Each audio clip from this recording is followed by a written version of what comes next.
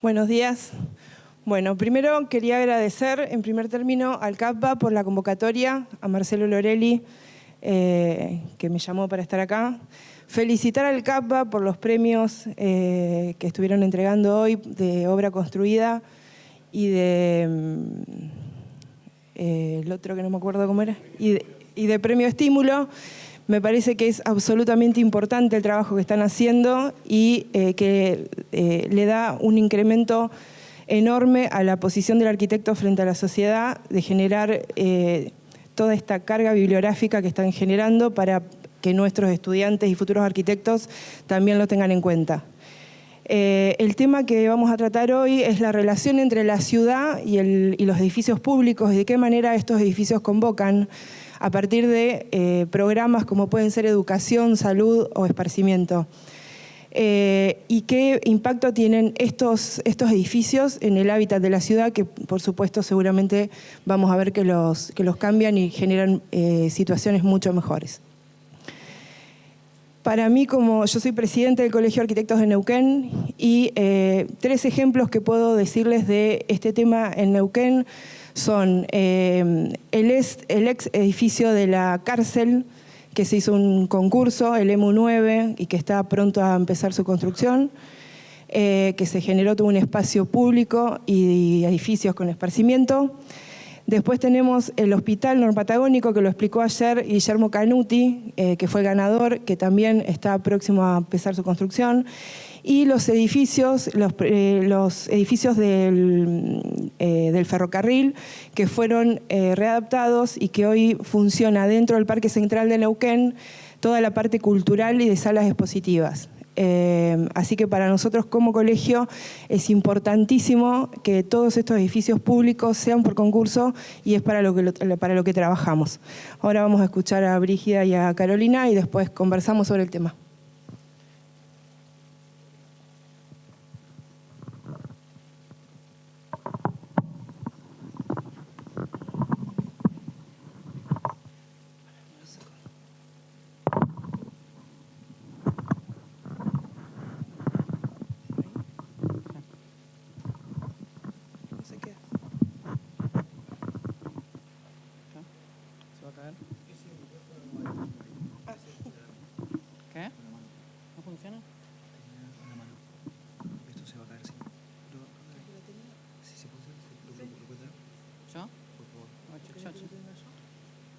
¿Se va a caer seguro? Ahí va el otro, el de Carlos.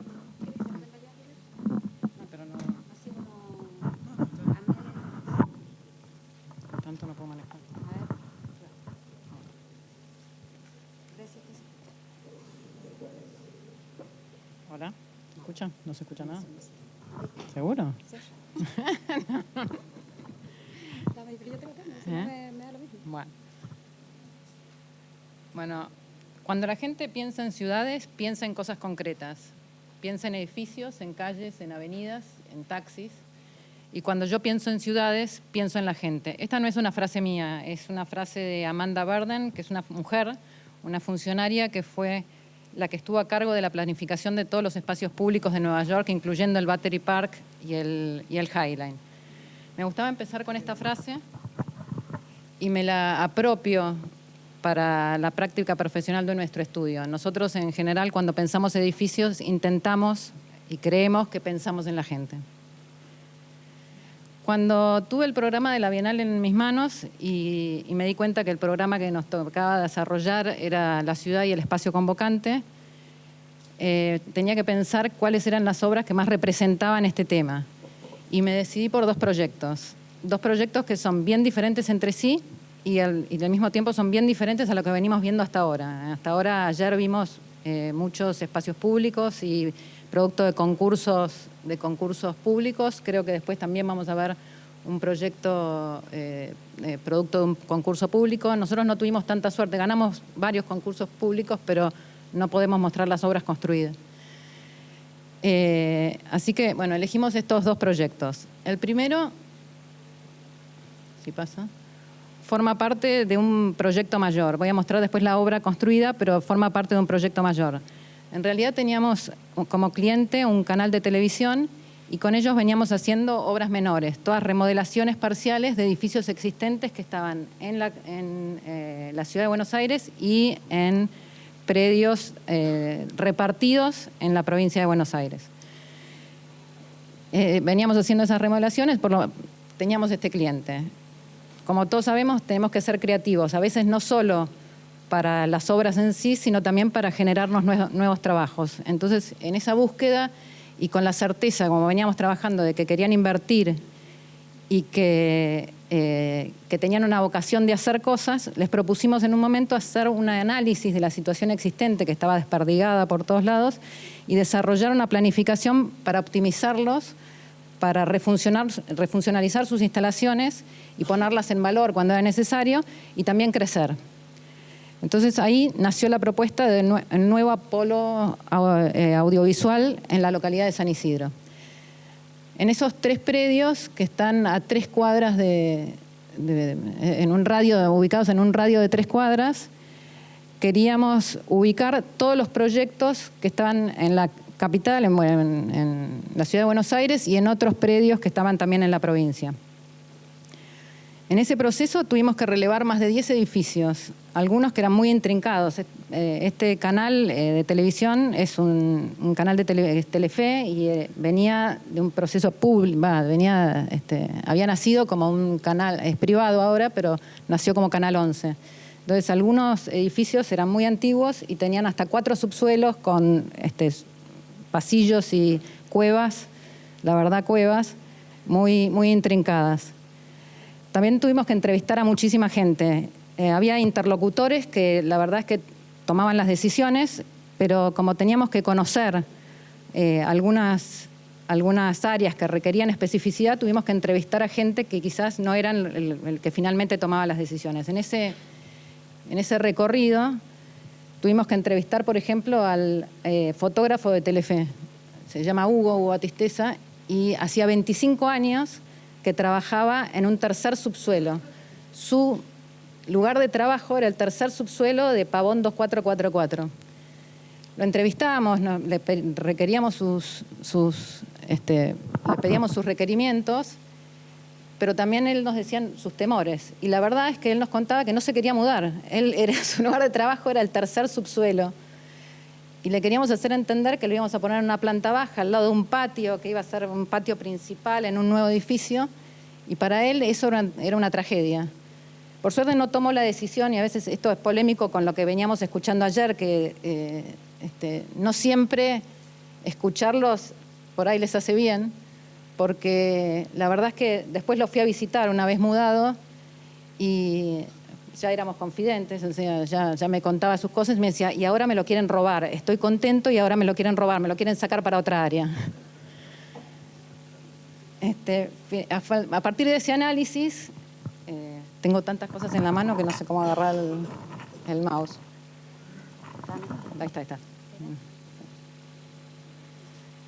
Logramos este plan, lo llamamos master plan en su momento, no sé bien por qué, en donde mudábamos, estos son 3 predios que pertenecían a los estudios que antes habían sido Argentina Sonofilm, por ejemplo, el primero, Teleinde, el más largo, y había 4 estudios de televisión donde se habían grabado películas emblemáticas del cine nacional, otros estudios donde se filmaban, que son los estudios Ronda, que también eran antiguos, y los talleres de Tanti, que es donde se hacían las escenografías para estos 3 estudios. Pero la verdad es que el edificio de noticias quedaba en el centro, las oficinas quedaban del lado de Florida, en otro edificio, tenían Pavón 2444, que era donde Susana Jiménez pedía que mandaran las cartitas. Y en estas 3 localizaciones ubicamos y refuncionalizamos y crecimos con nuevos edificios. La propuesta finalmente fue, voy a contar, en realidad el edificio de Teleinde, los otros 2, el edificio de Tanti se construyó y se hicieron 13.000 metros cuadrados de oficina, fue aprobado. Esto también requirió un proceso, la verdad, de gestión dentro de la municipalidad, porque el límite de la calle Entre Ríos, que es la que divide el predio de Teleinde con con el lado derecho, era el límite entre zona residencial y zona industrial. ¿No se escucha? No. Okay. Era el límite entre zona residencial y zona industrial.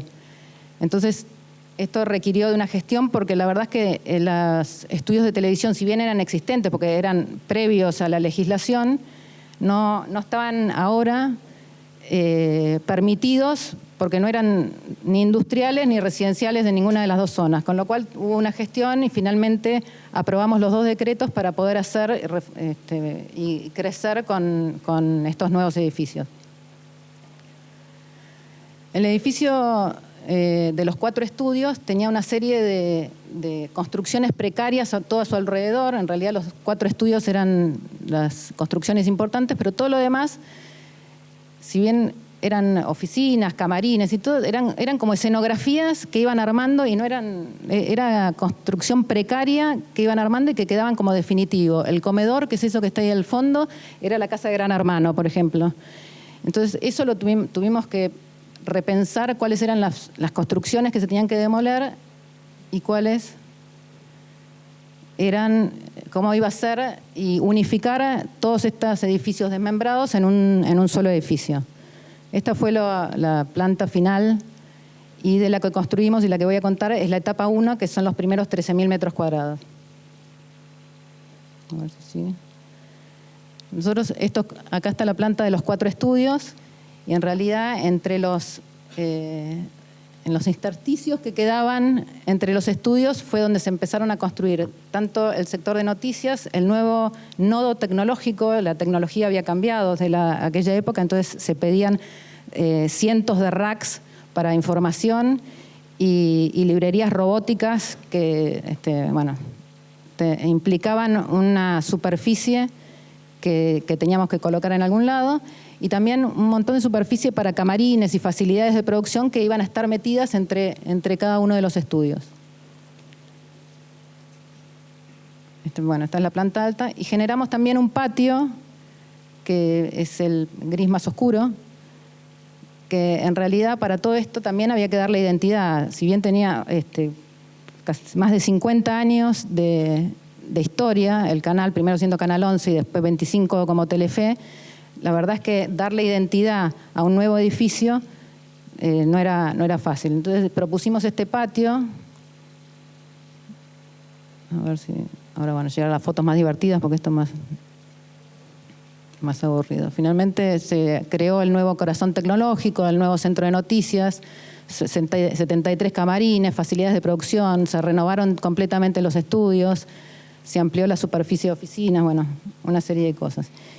Y acá voy a mostrar unas fotos de los antes y después. Este es el patio, esta ventanita que está ahí a la izquierda es la ventana de Hugo Batisteza y es hacia ese patio hacia donde él miraba.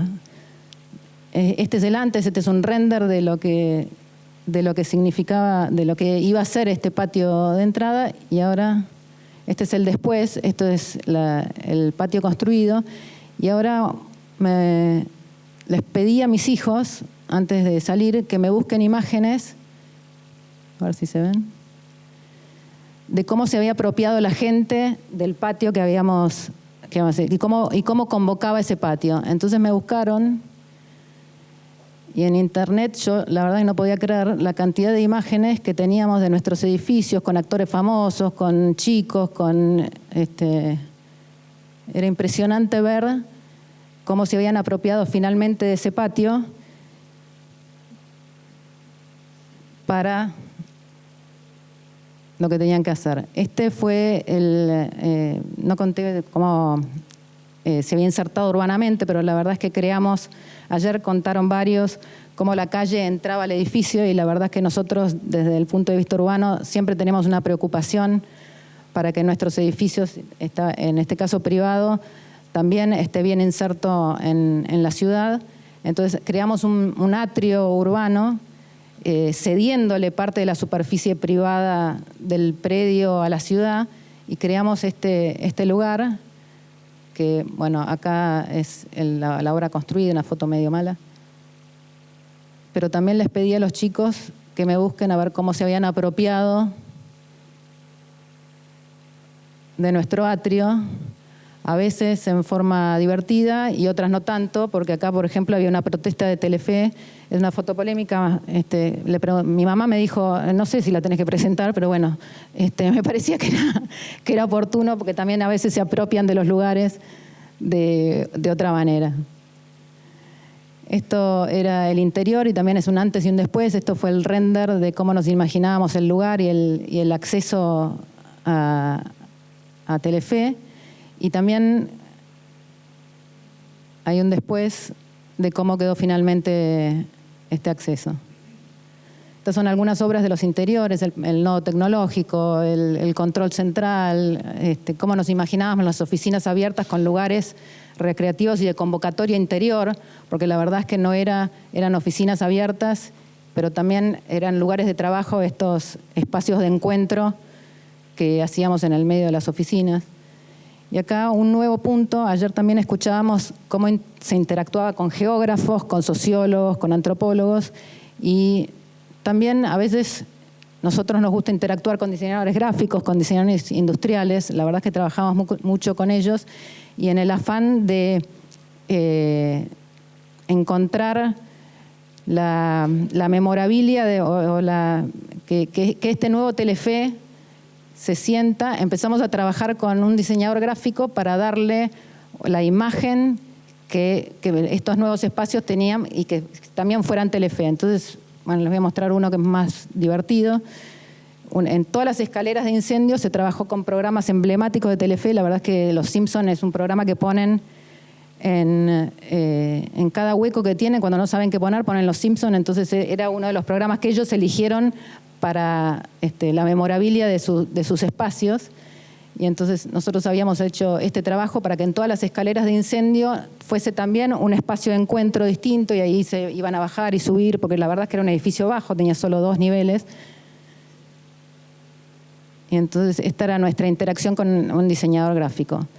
Como a veces pasa, en algún momento Telefe se vendió a Viacom y nuestro cliente dejó de ser nuestro cliente, y Los Simpsons pasaron a ser Bob Esponja, y esto no lo hicimos nosotros. No va.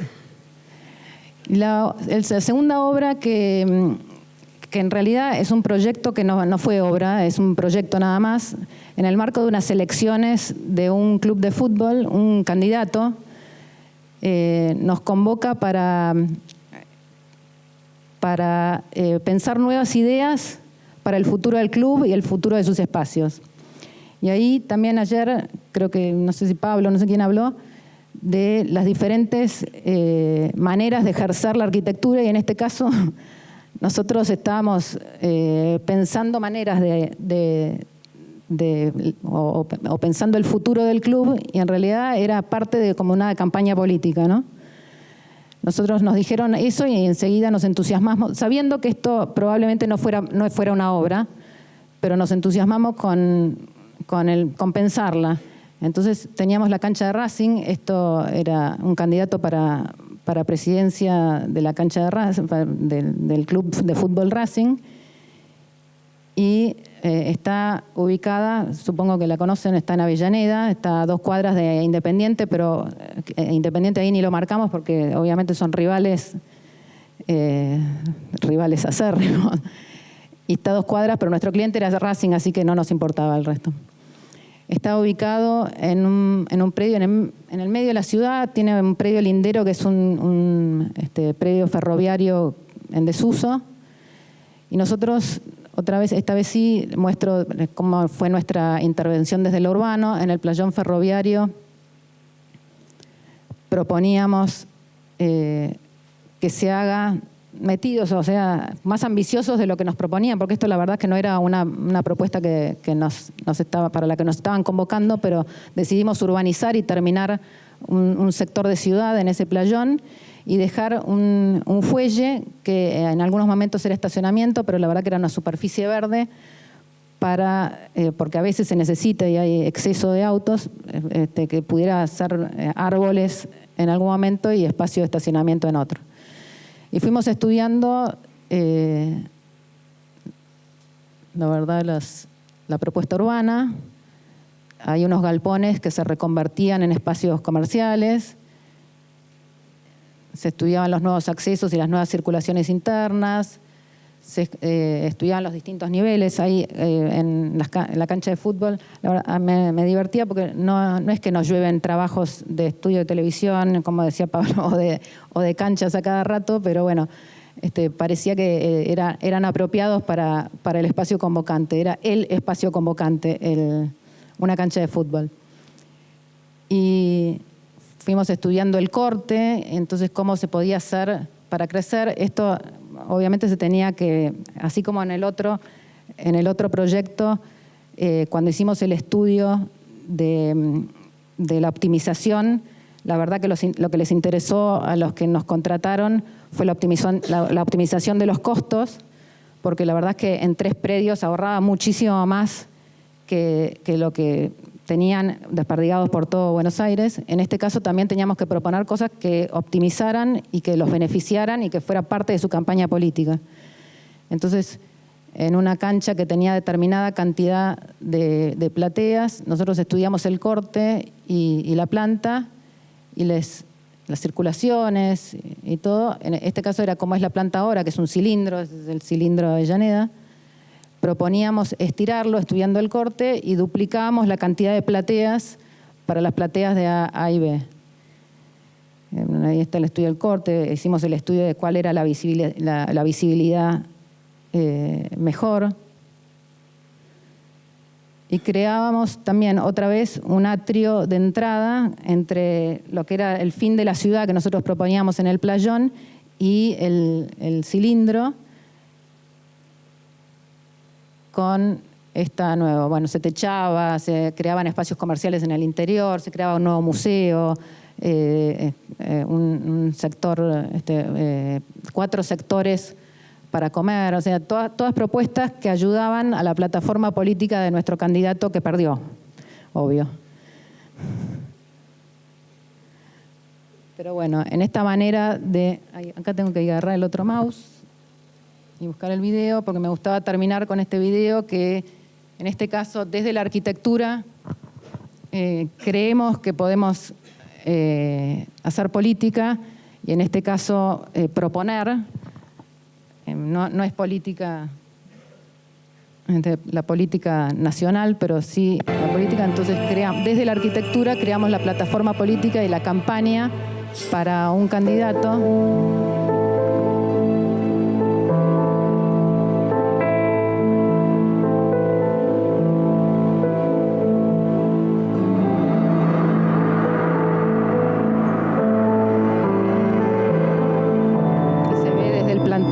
Desde el planteo urbano hasta el final, mezclado un poco con la emoción,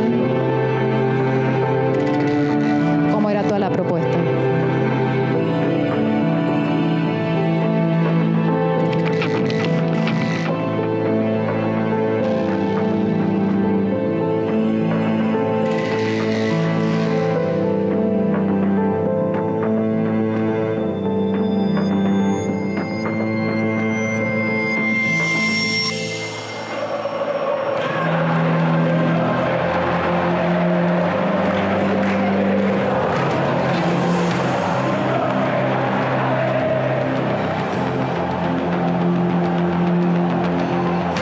Obsesiones del que era nuestro candidato era que pusiéramos escaleras mecánicas, no sé por qué, pero bueno, ahí están. Creábamos 4 restaurantes temáticos en cada uno de los vértices. En realidad, nosotros proponíamos un techo que tenía que tener 4 columnas y en las esquinas iba a haber ángulos en donde no se viera, entonces en esos lugares se proponían los 4 restaurantes, el nuevo museo en uno de los accesos. Y acá está el resumen de nuestro trabajo desde la arquitectura para la política. Y ojalá en algún momento todos esos trabajos que hacemos los arquitectos se concreten, porque nos daría trabajo a muchos de nosotros.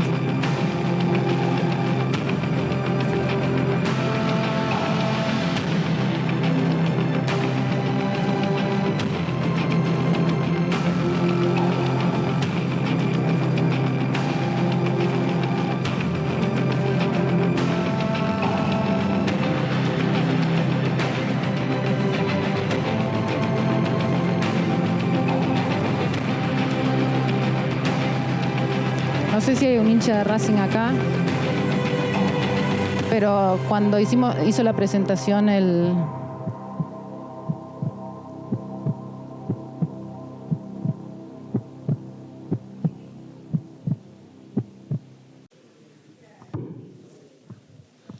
Hola, muchas gracias por la invitación aquí a los organizadores. Estoy feliz de estar acá.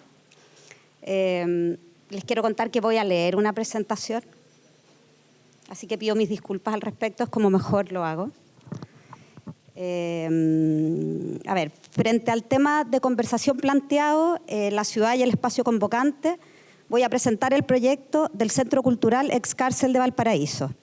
Proyecto que desarrollamos con mi actual socio Martín Lavé, en conjunto con otros 2 arquitectos más, Jonathan Holmes y Osvaldo Spichiger, y que fue el resultado de un concurso internacional de arquitectura. Me parece que este proyecto es pertinente al tema por 2 motivos. En primer lugar, porque a diferencia de otros centros culturales que tenemos en Chile, que son edificios públicos cerrados, el centro cultural está planteado, el que les voy a presentar, como un parque público con equipamiento cultural. Entonces, antes que nada, es un espacio público. Y en segundo lugar, porque me parece interesante mostrar la transformación histórica, la secuencia que ha sufrido el sitio de la cárcel. Mirado dentro de esta secuencia, el proyecto pasa a ser un eslabón dentro de una cadena que no empieza ni termina con nuestra intervención. Esta idea de eslabón implica mirar las preexistencias a las que nos estábamos enfrentando, pero sobre todo implicó detectar las oportunidades que éstas planteaban hacia el futuro. En este sentido, la transformación desde la cárcel hermética a un espacio público abierto era un asunto fundamental. El encargo era el de transformar la ex cárcel en un centro cultural con un programa de 8.500 metros cuadrados dividido en 2 partes. Un área de formación cultural que incluía talleres de artistas, salas de danza, salas de música, entre otras, y un área de difusión cultural que tenía una sala de exposiciones, una sala de teatro para 350 personas, biblioteca, restaurante, tienda y servicios asociados. Fue un proyecto que se desarrolló con un calendario muy ajustado, 5 meses en total antes de la obra, y tenía la complejidad y la gracia a la vez que en el sitio de la cárcel habían ciertas preexistencias de valor material que queríamos conservar, piezas amontonadas en el tiempo que imprimían un registro palpable de la historia del lugar. Frente a esto nos planteamos el proyecto como una capa o estrato más de intervención, intentando no borrar lo que se había acumulado en el sitio, sino tratando de entender lo que había como una base sobre la cual partir. El lugar, la bahía de Valparaíso, está conformada por un conjunto de cerros y quebradas que construyen un anfiteatro natural dado por su condición geográfica. Un conjunto de 44 cerros atravesados por quebradas que llegan al mar. La arquitectura realza la condición geográfica de la bahía y la geografía, por su parte, determina la arquitectura. En general, el grano definido por las construcciones es menor y actúa como un tapiz que se adapta a los cerros. Existe una red de circulaciones peatonales superpuestas a la trama urbana, a través de las cuales se conectan transversalmente los distintos cerros. Estos dibujos, estos croquis de Rodrigo Pérez de Arce, un arquitecto chileno, reflejan esta condición. El sitio del proyecto se ubica en el Cerro Cárcel, en una loma a 50 metros de altura sobre el nivel del mar, dominando visualmente el plano en el cual se funda la ciudad.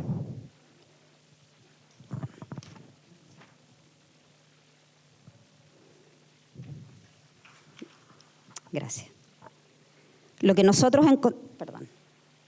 ¿Sí? Ahí está. Lo que nosotros encontramos en el sitio de la ex cárcel al momento de hacer el proyecto era una colección de intervenciones que se habían ido sumando progresivamente, vinculadas a diferentes usos y una enorme explanada horizontal, hecho singular en los cerros de Valparaíso, que se había ido moldeando durante 200 años de historia. Voy a explicarles el proyecto, como les dije al comienzo, como parte de esta historia. Entonces, brevemente, vamos a partir por el principio. La historia entre 1975 y el 2009. La primera ocupación del sitio fue el año 1975 como barraca militar, lugar donde almacenaban insumos para la defensa. La ciudad se desarrollaba en el plano y la ubicación a media altura en los cerros convertía el sitio en un lugar estratégico por su dominio visual y cercanía al mar. En el año 1808 se construye la Casa de la Pólvora, destinada a abastecer de pólvora al puerto. Años más tarde, cuando la Casa de la Pólvora ya en desuso, comenzó a ser utilizada como calabozo, siendo este el origen de la cárcel en el lugar. La construcción es hoy un inmueble de conservación histórica y el edificio más antiguo de la ciudad en pie. En el año 1846, el lugar se transforma oficialmente en cárcel. En conjunto con el cementerio, construyen la imagen de la periferia de la ciudad. En ambos casos, a partir de la construcción de contenciones y de rellenos, se formalizan explanadas horizontales en la pendiente, consolidando grandes recintos exteriores amurallados. En el plano de la cárcel de esos años es posible ver la consolidación de una amplia superficie horizontal amurallada. La Casa de la Pólvora queda envuelta por los demás recintos carcelarios. Al lado oriente se ubican unas caballerizas, que es aquí, ¿cierto? Este edificio de acá. En el año 1918, después de un terremoto, la cárcel se reconstruye, concentrando todas las celdas en un edificio de 3 niveles, fundado sobre los antiguos muros de las caballerizas. Esta operación despeja el sitio y hace aparecer la extensa explanada horizontal de 2.1 hectáreas, que se había ido moldeando desde las primeras intervenciones. En paralelo, se termina de construir el muro de contención perimetral que encierra el sitio de la cárcel. En los años siguientes, la ciudad se extiende y la cárcel quedó rodeada por el contexto urbano. Primero se instalaron a los alrededores los familiares de los presos y tras ellos los servicios y el comercio. La galería, el muro y la explanada, contrapuesta a la textura de las pequeñas construcciones que se adaptan a los cerros, adquieren gran relevancia dentro de la ciudad. Además, por la topografía, era posible ver el interior de la cárcel desde los cerros. El encierro se hizo público y el espacio interior, con todos sus ritos y ritmos, se convirtió en un escenario más dentro del anfiteatro de Valparaíso. En el año 1999, 1.300 presos fueron trasladados a una nueva cárcel y se puso fin a 150 años de funcionamiento del lugar como recinto carcelario.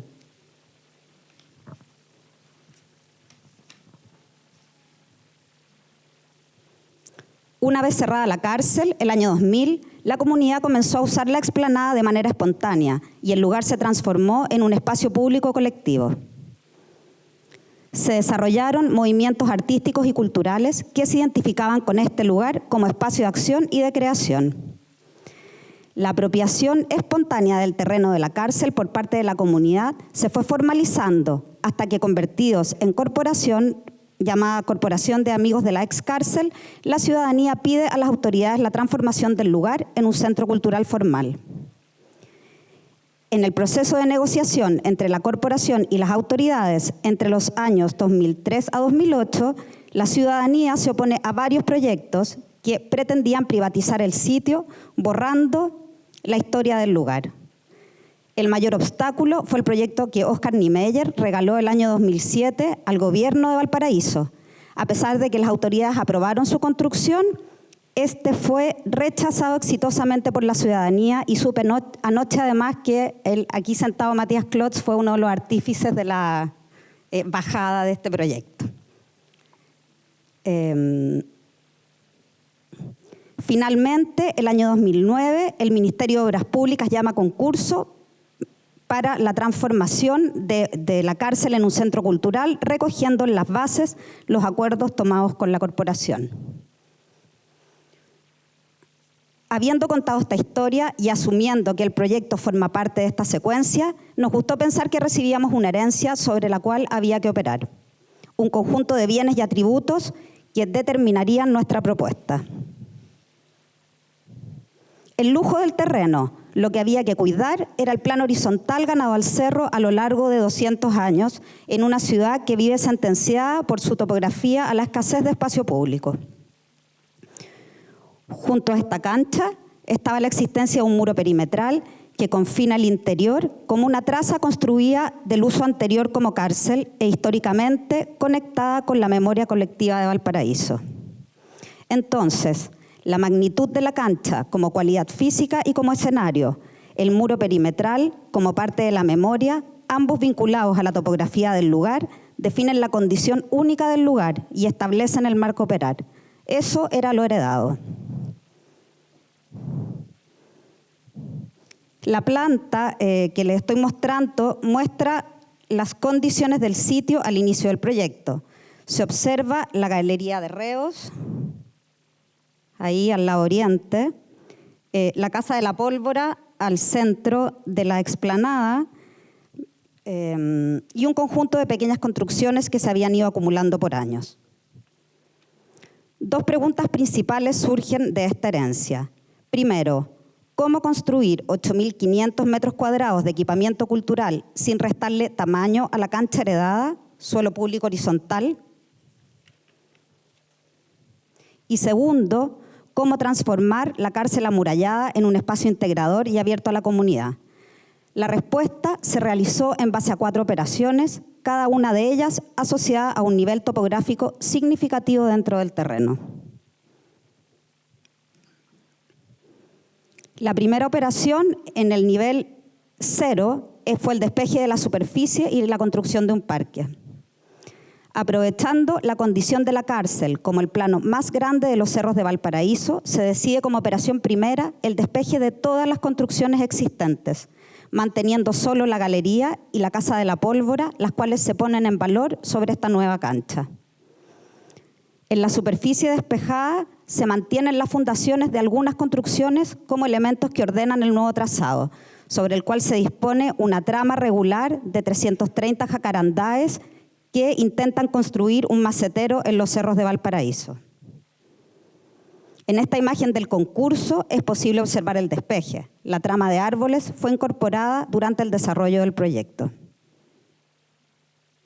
Operación 2, en el nivel +3. La definición de un paseo público entre quebradas que introduce una nueva dirección en el proyecto. En el encuentro entre los niveles interiores del sitio y las pendientes del Cerro Cárcel y las calles colindantes al sitio, aparece la posibilidad de un paso natural que une las quebradas vecinas. Se traza en este punto una línea nueva, un paseo que atraviesa el sitio balconeando sobre el parque y se incorpora como una pieza a la red de paseos peatonales existentes en Valparaíso, vinculando el edificio con los sistemas de movimiento y paradas peatonales de los cerros. Tercera operación, en el nivel +4. Definición de un nuevo horizonte que transforma el encierro penitenciario en encierro claustral.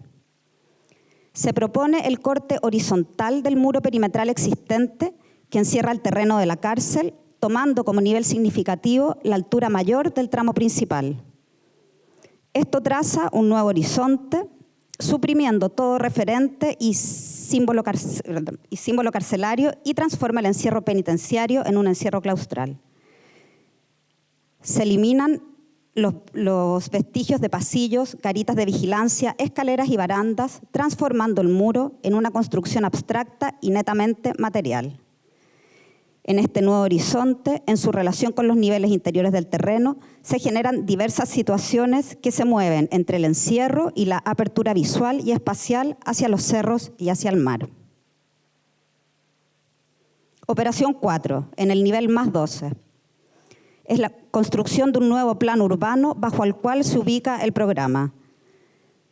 Con el fin de liberar la mayor cantidad de espacio posible, se decidió ubicar la mayor parte de los metros cuadrados nuevos al fondo del sitio, en un edificio que a partir de la condición topográfica del lugar queda enterrado. Hacia la ciudad, en su nivel superior, construye un plano basculante entre quebradas, una explanada pública abierta a los cerros. Hacia el interior del sitio, en cambio, una fachada única que en conjunto con la galería de reos da forma al espacio del parque.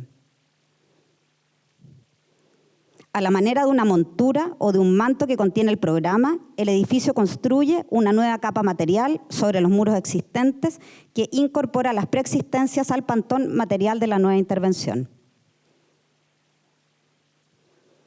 A partir de las operaciones descritas, se construyen 3 espacios públicos que buscan sobre todo multiplicar el suelo más que hacer aparecer un edificio nuevo.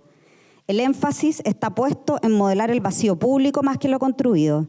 Los 3 espacios públicos corresponden a una explanada que se conecta con el suelo urbano, que es el dibujo de más abajo, un paseo que cruza a través del sitio y un parque interior confinado por los muros. En el plano general del conjunto se ve el vacío que se construye entre el edificio nuevo y la Galería de Reos y que deja la Casa de la Pólvora al centro del nivel del parque. El complejo se divide en 3 partes. El edificio nuevo contiene todo el área de difusión cultural. En la Galería de Reos se ubica todo lo que es la formación cultural y en el edificio del acceso, que era un edificio existente, está la administración. Como pieza especial en la Galería de Reos también recibíamos una herencia. Lo que se recibía y lo que se cuidó fueron las dimensiones mayores del edificio, tanto en planta como en corte. El edificio tiene 105 metros de largo, 14 de ancho y 12 metros de altura, dimensiones que aparecen en una sola mirada en el espacio central de la galería previo a nuestra intervención. El encargo nos pedía transformar la Galería de Reos en un edificio de formación y producción artística. El programa, construido por talleres de escultura, danza, teatro, artes circenses, entre otros, no podía distribuirse al interior del pabellón, conservando la estructura original que correspondía al tamaño de la celda. Por lo tanto, se debía vaciar el interior para encajar los nuevos recintos y sostener estructuralmente las fachadas originales. Fue requisito del encargo mantener en pie la Galería de Reos. A través de una estructura metálica montada sobre un módulo de hormigón armado, se alberga el nuevo programa y se sostienen estructuralmente las fachadas originales, ordenando así los nuevos requerimientos. Este módulo se repite 5 veces a lo largo de la galería, dejando en el primer nivel talleres singulares de hasta 100 metros cuadrados de requerimientos específicos y en el nivel superior talleres genéricos de planta regular de 64 metros cuadrados. Aquí aparecen los 2 niveles del sitio, ¿cierto? En el nivel de abajo, aquí los talleres singulares con un área, esto es un museo de sitio y un área de camarines, y en el segundo nivel están estos talleres genéricos que se pueden abrir y transformarse en talleres dobles. En el año 2010 empezó la construcción. La constructora enfrentó esto como 3 proyectos separados: el edificio nuevo, la Galería de Reos y el parque. Fue una construcción que duró 1 año y medio en total. En el caso del nuevo edificio, eran 6.000 metros cuadrados y construía el calce con la topografía del Cerro Cárcel. Planteado como una estructura dilatada del muro perimetral, se organizó en base a 5 ejes longitudinales con apoyos puntuales y una losa postensada que los conecta, liberando con esta estructura la mayor cantidad de superficie de suelo público.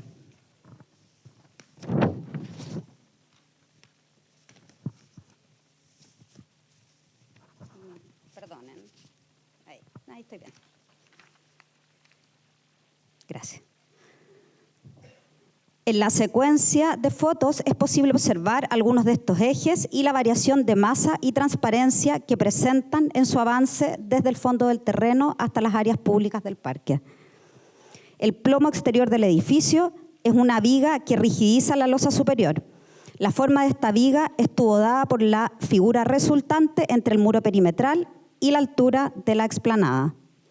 En este encuentro impreciso entre lo existente y lo nuevo, entrega en su descalce una apertura a través de las cuales entra la luz al interior y cualifica los espacios en que ambas estructuras se encuentran.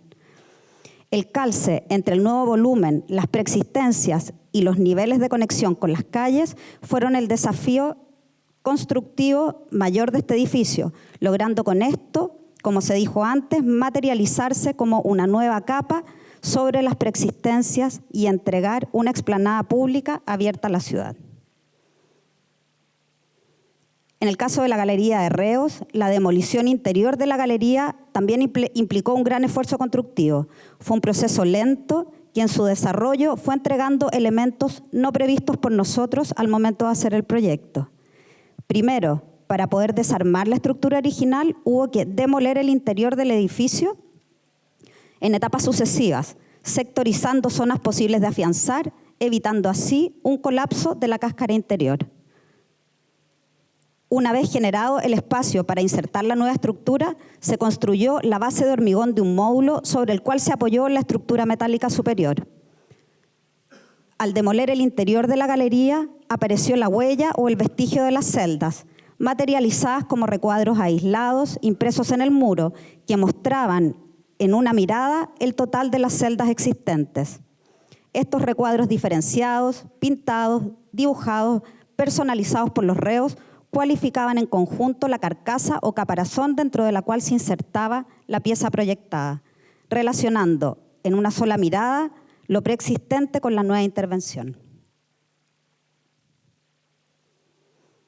Finalmente, el parque. El hecho que existiera un área verde de libre acceso garantizaba el uso del lugar con independencia del centro cultural y transformaba el proyecto, antes que nada, en un espacio público abierto.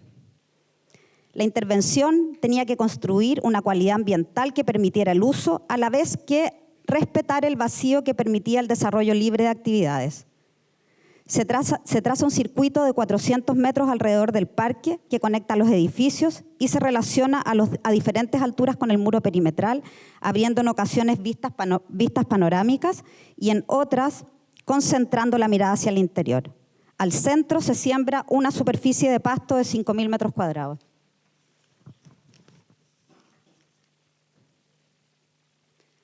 Las fundaciones de las construcciones existentes en el sitio se mantienen como jardineras plantadas, a partir de las cuales se organiza el espacio de la plaza, quedando como vestigios de lo que existía en el lugar.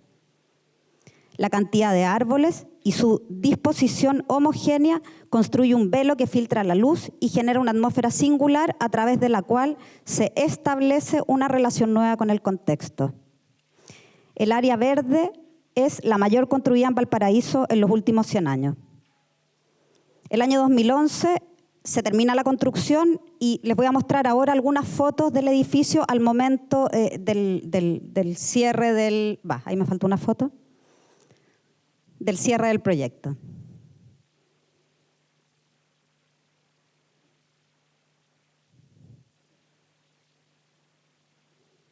Ahí acercándose desde arriba, se ve la explanada.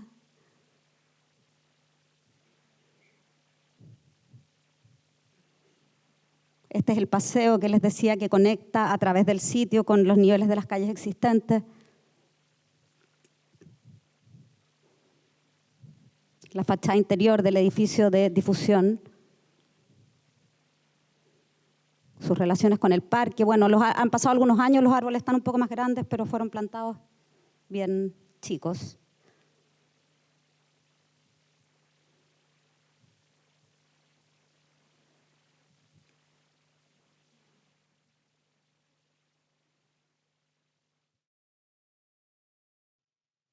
Eso es desde el nivel del paseo que cruza. Este es el foyer para entrar a la sala de teatro.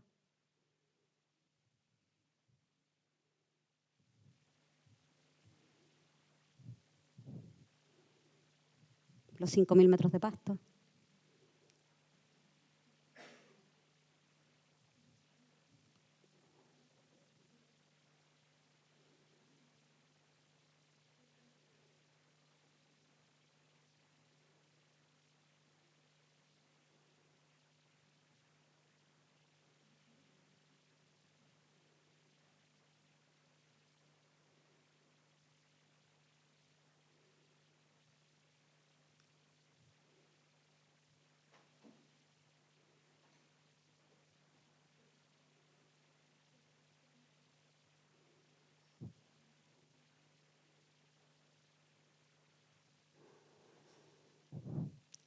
En octubre del año 2011 se abre el Centro Cultural. Se abre el Centro Cultural y el parque se abre a la ciudad, realizando múltiples actividades de producción y difusión cultural. A partir de este año se ha producido un fenómeno de renovación y regeneración urbana y se ha valorizado el entorno. En el año 2015 se realiza la 19ª Bienal de Arquitectura en el Parque Cultural, siendo la primera vez que se hace fuera de Santiago y también la primera vez que el complejo se usa en el total de sus recintos de manera simultánea. La gente visita las exposiciones que se despliegan en todos los espacios del conjunto y a la vez se usan intensamente las áreas exteriores. Finalmente, nos gusta pensar que cuando los 330 jacarandáes crezcan, la presencia de los edificios disminuya y la explanada se consolide en el uso cotidiano de la ciudad, el sitio de la cárcel se establecerá como paisaje que media entre lo construido y el contexto. A través de los troncos de los árboles y bajo la luz filtrada por el follaje, será posible mirar la geografía de una nueva manera. Ojalá esa sea la manera en que el sitio de la cárcel se proyecte al futuro de Valparaíso a partir de nuestra intervención. Hasta acá con la historia. Muchas gracias.